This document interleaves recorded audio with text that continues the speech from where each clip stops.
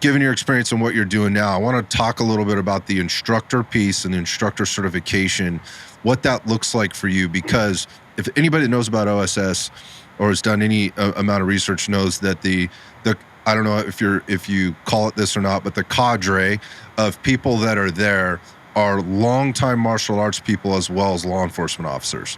And so they have this inside, and they're coming at it, and a lot of them have been around during the transition of like what DT was, what UFC or MMA started to look like. They had maybe been very into one discipline and now have adopted several to then come together to make this thing. Let's talk about the state of instruction, specifically in combatives or defensive tactics and law enforcement. What's been happening, what you're doing that's different, and what needs to happen in the future for this thing to turn a corner and so that more people are adopting programs and systems, if you want to call it that, like yours. Sure. So going back to when the state approved it, one of the only things that they really kind of like stopped and said, hey, wait a second, we're going to approve this. We think it looks really good. But do you have any, can you bend a little bit on your regulations for who can become an instructor? And I'm like, no, I'm not bending. And they're like, well, it's going to be really, because my rules were this. In my proposal, I said, hey, currently across the country, probably the globe, it's typical in law enforcement that a class comes out, let's just say defensive tactics instructor, you can put whatever name to it you want. And some are 5 days, some are 10 days, somewhere in that range, okay? And a police department puts that out to their people, and someone in the police department reads it and says, hey, I want to be a defensive tactics instructor. And the overwhelming majority of those people, while probably good intentioned, either want it as a resume builder, or they want to be able to get out of patrol a couple days a month so they can teach DT, or there's overtime for DT. I don't know, whatever their reason for doing it isn't always in the best interest of those they want to instruct. It sometimes is self-fulfilling to themselves so that they have something to talk about on an oral board, right? And I said, I will not certify anyone to be an instructor under my name unless they can prove to me under pressure on the mat that they train and train consistently and they know how to navigate the water. Okay, I'm not going to do it. So if someone wants to come to the 8 days and they have zero background in this or very limited background, they're going to get better. We're going to basically take a spotlight and shine on different areas of use of force.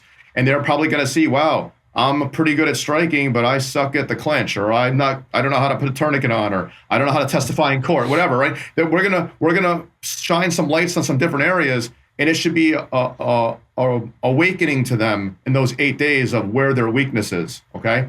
If you have somebody that comes to the class and they wrestled 4 years in college and they do jiu-jitsu and they're a purple belt, I'll certify that person, okay, once I see and feel their abilities. So I want to see them on the mat. I want to see the way they move. I want to get in there and grapple with them and roll with them and feel their pressure and see how they can adjust the pressure like a volume control, and understand that how that they can scale what they know, and that their ego is not through the roof, or they're going to hurt people and they're going to try to prove themselves too much and hurt people in class.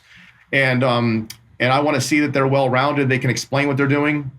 And if they can do all those things, I will sign off on them as an instructor. If they can't do those things, I will give them 6 months of free jiu-jitsu training at either of my schools, and then we have affiliates set up throughout the state where they can go and train. And when they get up to so let's say someone zero background, the favorite child gets sent from the police department. They go to the class. Mm-hmm. They don't have any background. They go to the 8 days. They really love it. They're like, I want to do this. We send them to some school. They get 6 months for nothing to show up and train, right? At the end of that 6 months, they've gotten a lot better in conjunction with the class. And when that instructor decides, whether it's me or one of my other instructors, they decide, you know what, Rob, they are drastically improved. They understand the material. When I ask them questions, they can explain why. Okay, I can feel that they've gotten better. Then we just upgrade their certificate. I don't charge them. I just say, hey, you did the work. Congratulations, here you are. Now you got to maintain it. Okay, so that's kind of what we did. And then state's like, well, hey, listen, people aren't going to send people if they can't get certified. I said, okay, then don't send them. And then he was like, well, yeah, don't you want to do this? I said, listen, if no one ever signs up for this class, I will shrug my shoulders, put my gi or my rash guard back on, and go train at my school. If they decide to come, we will make them better as a team. And they said okay, and they took it. So now currently, So it's not in the state of Connecticut, if you want to be certified as an Officer Survival Series instructor, you have to be able to show us that you have trained and you are at least what I would refer to as a blue belt or higher. You don't have to have a blue belt in jiu-jitsu. You could have wrestled 4 years at Springfield College, right? And you took 6 months of jiu-jitsu and you came to the class. That's probably going to be more than enough. Okay. All right. That's more than enough. Now I've failed blue belts. I've had people come that were blue belts and I failed them because you know what? They can show me 16 entries to Ashigarami, but they can't clinch off a punch and get somebody against the wall and take them down. Right. So that's rare. Most of the people that come through are pretty good, but once in a while I fail somebody that says they have experience, but if they don't have the experience, we're not going to pass them because I look at it like this. Let's just play, I don't know, a sport that I don't play, tennis. I've never played tennis in my life. If you said to me, hey, Rob, I'm going to send you to this class for 2 weeks with the best tennis instructors in New England, and they're gonna come in, state-of-the-art facility, all the equipment, they're going to teach you the rules, they're going to teach you the game, they're going to teach you the drills, they're going to teach you all this, right? And then at the end of the 2 weeks, you're a certified tennis coach. And now, by the way, you're going to prepare this group of people to go play in Wimbledon. Like, that's not happening. I'm not good enough. I don't have the reps. I don't have the time and grade and answering questions and feeling the pressures of grappling or whatever the sport is or the activity is. And the only way that we're going to make the officers that in the field believe in what we're teaching is if the people passing it on actually know what they're doing.